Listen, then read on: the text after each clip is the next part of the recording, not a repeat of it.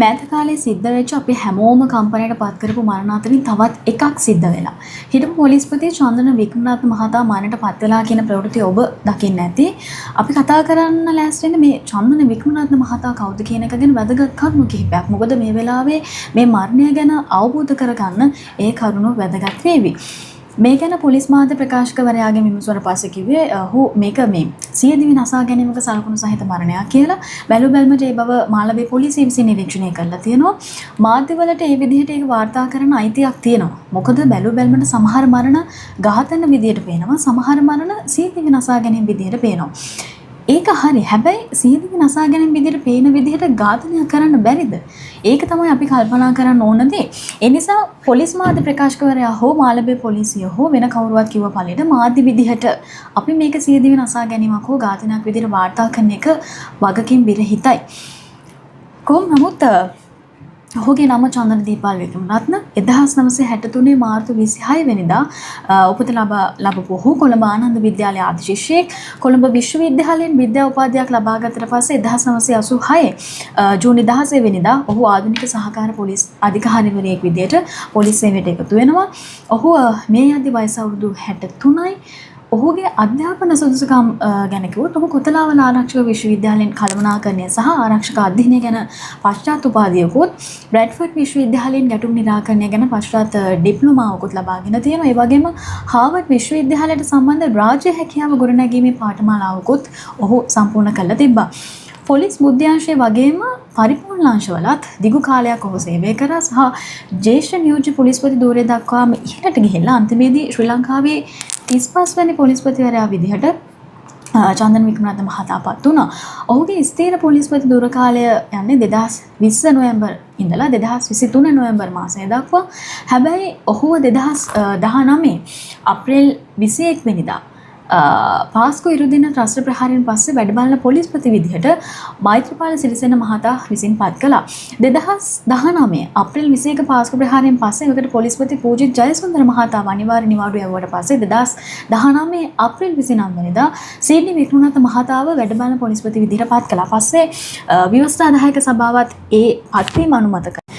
ඊට පස්සේ බලයට පත්වෙච්ච ජනාධිපති ගෝඨාභය රාජපක්ෂ මහතා විසින් ඔහු ස්ථීර පොලිස්පති ධූරයට යෝජනා කළාට පස්සේ 2020 නොවැම්බර් 27 වෙනිදා ඔහු 35 වෙනි පොලිස්පතිවරයා විදිහට රාජකාරි බාරගත්තා.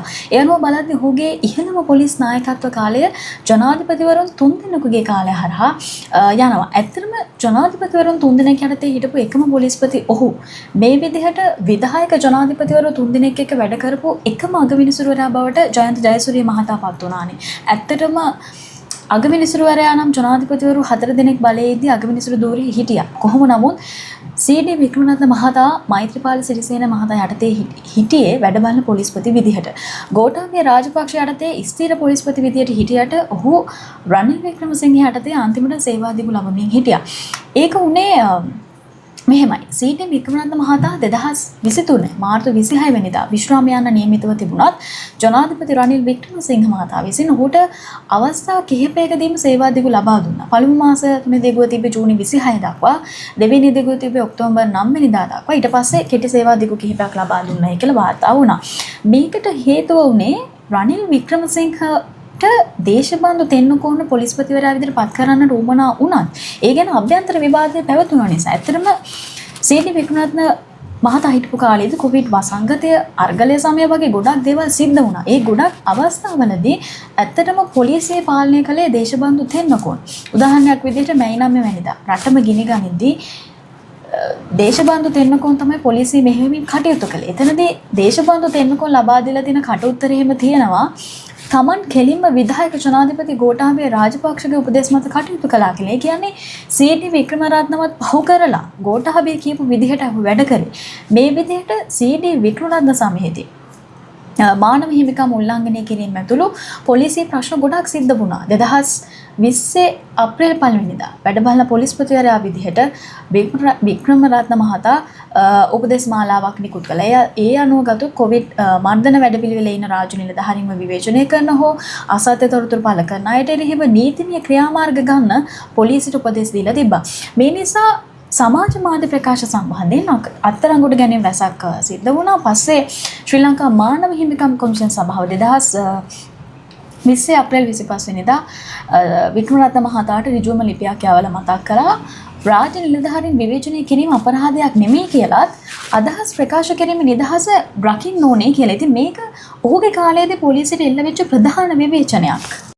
2022 අප්‍රේල් 19 වෙනිදා ඉන්ධන මිල ඉහළ දැමීමට එරෙහිවත් රඹුකන ප්‍රදේශයේ පැවතිච්ච විරෝධතාවයක් අතරතුර පොලිසිය වෙඩි තැබීමෙන් එක්කෙක් මිය ගිහිල්ලා තවත් පිරිසක් තුවාල ලැබුවා. මේ ගැන ඔබට මතක ඇති. ඉතින් මේ ගැන මානව හිමිකම් කොමිසම විමර්ශන සඳහා පොලිස්පති වික්‍රමරත්න මහතාව කැඳවලා ප්‍රකාශ සටහන් කරගත්තා. ඒකෙදී පලාමින් හිටපු පුද්ගලයන්ට වෙඩි තැබීමට දීපු නියෝග නීති විරෝධී කියලා කොමිසම පෙන්වලා දුන්නා. වික්‍රමරත්න මහතා පෞද්ගලික වෙඩි තැබීමක් නියෝග කළයි කියලා සාක්ෂි නැති වුණත් සිද්ධිය වුණේ ඔහු සමස්ත අනදෙන නිලධාරියා විදිහට හිටපු කාලයේදී 2022 ජූලි මාසයේදී පොලිසිය නිකුත් කරපු පොලිස් ඇඳිරි නීතිය නීතිමය බලයක් නැති එකක් කියලා නීතිඥ සංගමය එදා ප්‍රකාශ කළා. ඒ වගේම 2022 ජූලි 22 වෙනිදා ගාල්මුදර විරෝධතා භූමිය ඉවත් කිරීමේ මෙහෙයුමේදී පහර දීම් සහ අත්අඩංගුවට ගැනීම සිද්ධ වුණා. මේවා ජනාධිපතිවරයාගේ නියෝග සහ හදිසි නීති බලතල යටතේ සිද්ධ වුණත් පොලිසිය ඉහළම ප්‍රධානියා වුණේ වික්‍රමරත්න මහතා නිසා ඒ ආයතනික වගකීමෙන් ඔහු වෙන් කරන්න බෑ. ඊළඟට වසන්ත මුදලගේ ඇතුළු 3 දෙනෙක්ව නිකරුණේ ත්‍රස්ස පනත යටතේ රඳවා තිබ්බා. පොලිසිය කල්ලිකොත්තු කඳුළු ගෑස් උද්ඝෝෂණ වලට එල්ල කළා. ඒ ගොඩක් දේවල් ඇත්තටම චන්දන වික්‍රමරත්නගේ උමනාව මත කළාද නැත්නම් ඔහුව බයිපාස් කළ වෙන අය කළාද කියන එක ප්‍රශ්නයක්. අන්තිමේදී ඔහුට තවත් සේවා දිගුවක් දෙන්න ඉදිරිපත් කරපු යෝජනාව ව්‍යවස්ථාදායක සභාව විසින් ඒකමතිකව ප්‍රතික්ෂේප කළා තිබුණා.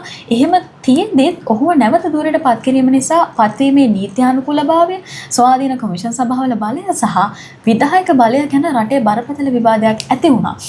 අන්තිමේදී ඔහු 2023 නොවැම්බර් අගභාගයේදී පොලිස් සේවයෙන් විශ්‍රාම ගියා. ඔහුට එරෙහිව මූලික අයිතිවාසිකම් නඩුවල තීන්දුව ලැබිලා තියෙනවා. ඒ වගේම තවත් නඩු ගොනු කරලා තියෙනවා. සාමාන්‍ය වශයෙන් පොලිසියේ කවුරු අයිතිවාසිකම් කැඩුවත් නඩු දානකොට මූලික අයිතිවාසිකම් නඩුවේ වගඋත්තරකරුවෙක් විදිහට පොලිස්පතිවරයාව නම් කරන බවත් කියන්න ඕනේ. පොලිස්පතිවරයාව නිල බලධාරියා විදිහට අනිවාර්යයෙන්ම නම් කරන්න සිද්ධ වෙනවා. චන්දන වික්‍රමරත්න මහතා ප්‍රහාරය සිද්ධ වෙනකොට පොලිස්පති වෙලා නොහිටියත් ප්‍රහාරය අවසන් වෙලා සතියක් යද්දී පොලිස්පති බවට පත් වුණා.